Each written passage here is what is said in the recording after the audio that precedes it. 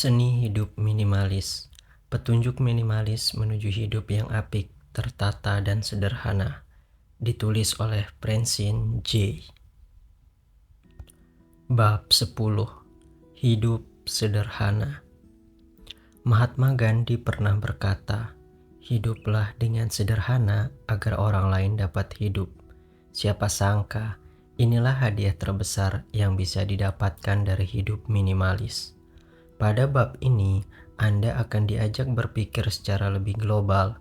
Sekarang, bayangkan di dunia ini kita hidup bersama lebih dari 7 miliar orang lainnya.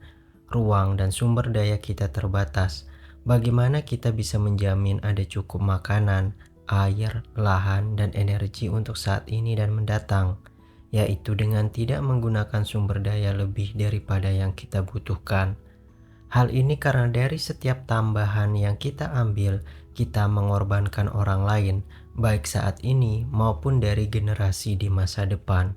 Tambahan itu mungkin tidak terlalu signifikan bagi kehidupan kita, tapi bagi orang lain, mungkin hal itu menjadi penentu antara hidup dan mati.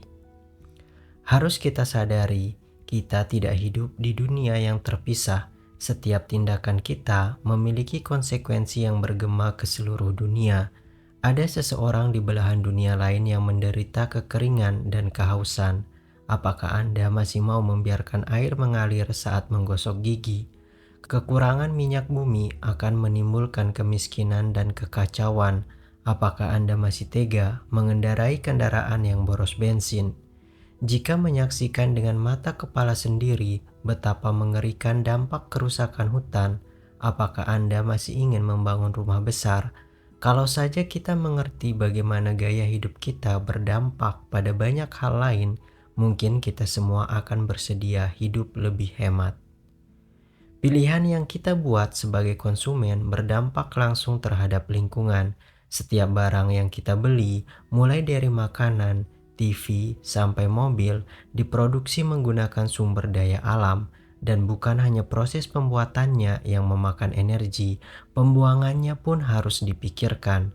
Apakah kita ingin anak cucu kita nanti hidup di atas timbunan sampah? Semakin sedikit yang kita punya, semakin baik pula dampaknya untuk orang lain dan bumi.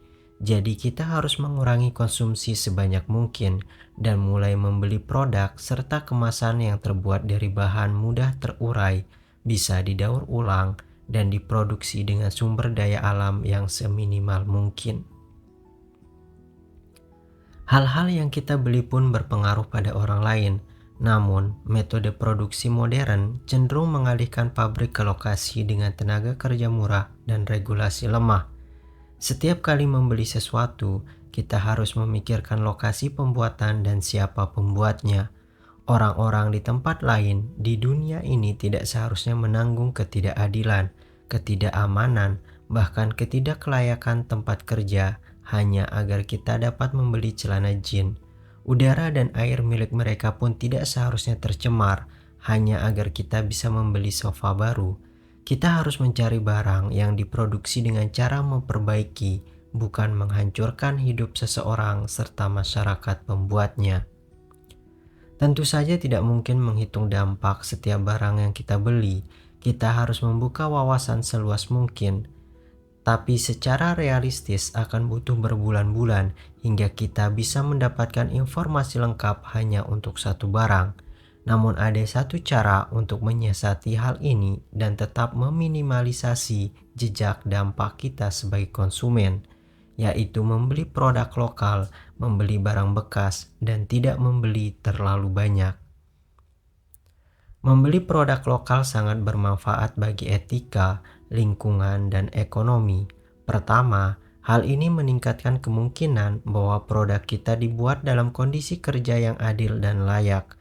Kecil peluangnya Anda akan menemukan pabrik kecil dengan standar kerja buruk di belakang jalan-jalan utama. Kedua, membeli produk lokal berarti mengurangi jarak pengiriman, lebih hemat energi karena hanya menempuh beberapa kilometer sehingga jauh lebih ramah lingkungan. Ketiga, membeli produk lokal berarti kita mendukung bisnis yang memiliki nilai yang sama dengan kita. Kita mendukung penyerapan tenaga kerja lokal sekaligus berinvestasi di masyarakat. Bagaimana dengan membeli barang bekas?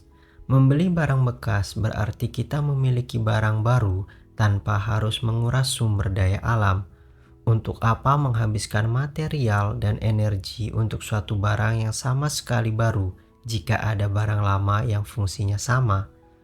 Tukar pusat belanja dengan pasar barang bekas, terutama untuk perabot, perlengkapan rumah, barang elektronik, pakaian, buku, mainan, dan lain-lain. Toko barang antik, iklan barang bekas, atau situs jual beli online seperti eBay, Craigslist, dan Freecycle adalah harta karun tersendiri tempat kita bisa menemukan barang-barang bekas layak pakai. Berbangga hatilah menjadi pemilik kedua, atau ketiga, atau keempat dari suatu barang. Tidak hanya berhemat, cara ini juga ramah lingkungan. Terakhir, membeli sedikit barang adalah prinsip utama hidup minimalis. Membatasi barang yang kita beli dan berfokus hanya pada hal-hal esensial adalah cara terbaik untuk meminimalisasi dampak konsumsi kita. Dengan begitu, kita pun bisa memastikan bahwa sebagai individu, kita sudah berkontribusi menahan laju penurunan sumber daya, tidak menambah beban kehidupan manusia lain, dan mengurangi limbah. Jika tidak membutuhkan sepatu atau baju hangat baru, jangan membelinya hanya demi penampilan.